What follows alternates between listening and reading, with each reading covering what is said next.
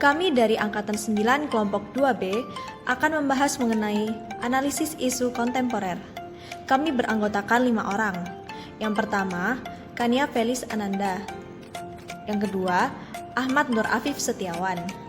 Yang ketiga, Jason Juan Matthew. Yang keempat, Rahman Said. Dan yang kelima adalah Dewangga Bima. Baiklah, selanjutnya mari kita bahas tentang isu-isu terkini yang sedang terjadi di Indonesia. Yang pertama adalah pandemi COVID-19 di Indonesia yang masih belum berakhir hingga kini. Yang kedua, timbulnya wabah baru penyakit di Indonesia yaitu hepatitis. Dan yang terakhir, arus balik mudik dalam rangka Hari Raya Idul Fitri.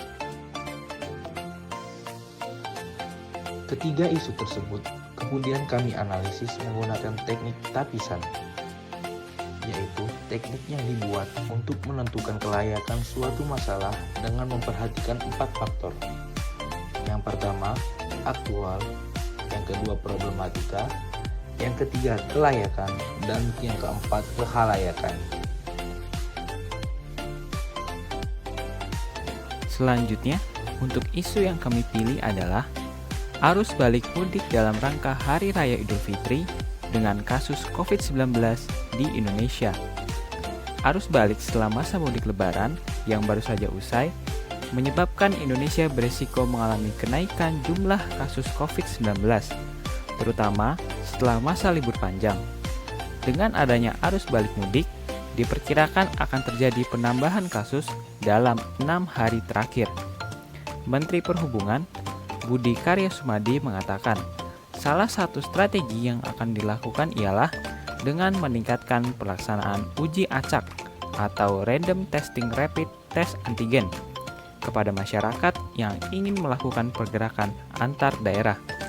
Bahkan, pemerintah pun berencana mewajibkan pelaksanaan rapid test. Tentunya, banyak saja dampak yang ditimbulkan oleh arus mudik ini, mulai dari meningkatnya kasus COVID hingga faktor kemacetan lalu lintas.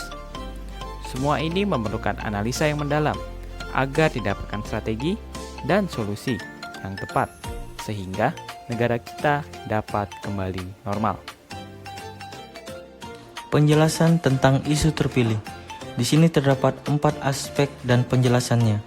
Yang pertama, aspek aktual. Isu yang terpilih sedang terjadi dan menjadi bahan perbincangan yang saat ini masih terjadi, apalagi di era arus mudik lebaran tahun ini. Aspek problematika. Isu yang dipilih memiliki dimensi masalah yang kompleks sehingga perlu solusi. Aspek kelayakan. Isu yang dipilih masuk akal, realistis, dan dapat dimunculkan pemecahan masalahnya. Aspek kekalayakan. Isu yang dipilih menyangkut hidup orang banyak karena melibatkan masyarakat Indonesia. Di pembahasan kali ini, kelompok kami menggunakan teknik analisis SWOT, yaitu strengths kekuatan.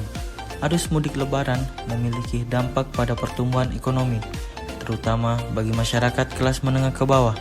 Hal ini disebabkan karena konsumsi belanja yang meningkat. Weakness, kelemahan.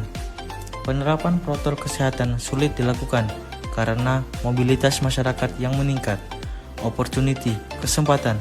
Dapat melihat tingkat imunitas masyarakat setelah melakukan vaksin 1, 2, dan 3 atau booster dalam mengendalikan kasus COVID-19. Threats, ancaman. Kasus COVID-19 akan meningkat setelah arus mudik lebaran. Strategi penyelesaian masalah. Untuk masalah sendiri yaitu adalah arus balik setelah masa mudik lebaran Idul Fitri yang baru saja usai, menyebabkan Indonesia memiliki risiko yang tinggi dalam kenaikan jumlah kasus coronavirus disease 2019 atau lebih dikenal dengan sebutan COVID-19, terutama setelah masa libur panjang. Dalam strategi penyelesaiannya yaitu pertama yaitu pemerintah perlu menetapkan aturan ketat supaya masyarakat mau mematuhi berbagai upaya pemerintah dalam pengendalian COVID-19 di waktu mudik melalui penerapan sanksi yang tegas.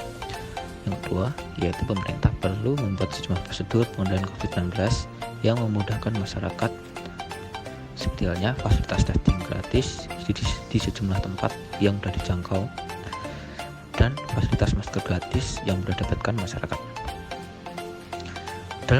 Dalam kesuksesan pemerintah dalam penyusunan strategi pengendalian COVID-19 selama aktivitas mudik, bukan hanya ditentukan oleh kadar antibodi masyarakat saja, tetapi perlu memperhatikan level kesadaran masyarakat sehingga strategi pengendalian COVID-19 menjelang lebaran dapat berhasil.